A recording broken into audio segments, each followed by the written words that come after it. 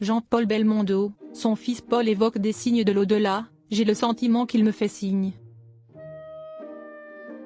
Dans une interview accordée à Paris Match, ce mercredi 17 avril, Paul Belmondo a évoqué la disparition de son père, Jean-Paul. L'occasion pour lui de révéler qu'il ressentait toujours sa présence. Cela fait maintenant plus de 2 ans 7 que Jean-Paul Belmondo est décédé à l'âge de 88 ans.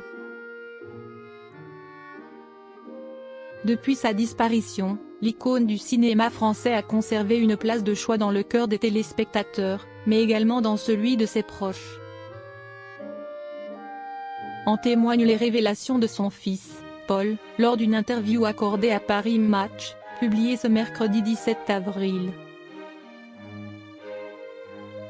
Interrogé par nos confrères, le pilote de 60 ans a révélé qu'il recevait des signes de l'au-delà, suggérant que son père ne voulait pas partir. Sur l'écran, parfois, j'ai le sentiment qu'il me fait signe. Quand il est mort, l'ascenseur est subitement tombé en panne. On a dû le descendre péniblement par l'escalier, comme s'il voulait rester parmi nous, a-t-il d'abord expliqué. Attristé par la disparition de son père, Paul Belmondo a également perçu d'autres signes. Au crématorium, 2e panne d'ascenseur.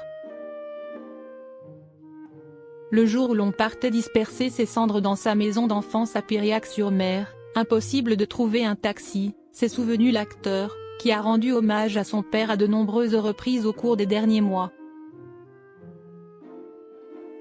Et de poursuivre, il a fallu prendre le métro, avec lui dans mon sac, et passer par la station de métro Bir Hakeim, celle de la légendaire scène de peur sur la ville.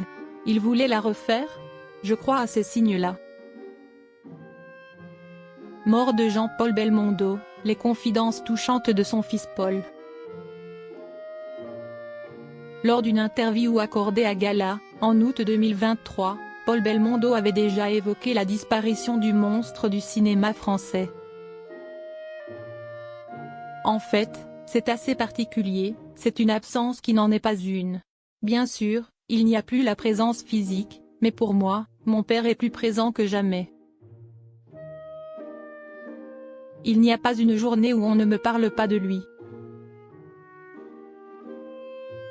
Il est toujours dans ma vie et il le restera jusqu'à bout, avait indiqué le père de Victor, avant de poursuivre, même adulte, on garde toujours ce sentiment que nos parents nous protègent, nous aident.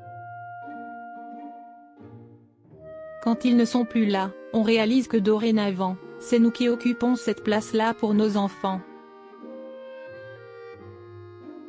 2 ans et demi après le décès de Jean-Paul Belmondo, son fils a quelque peu pris le rôle du chef de famille.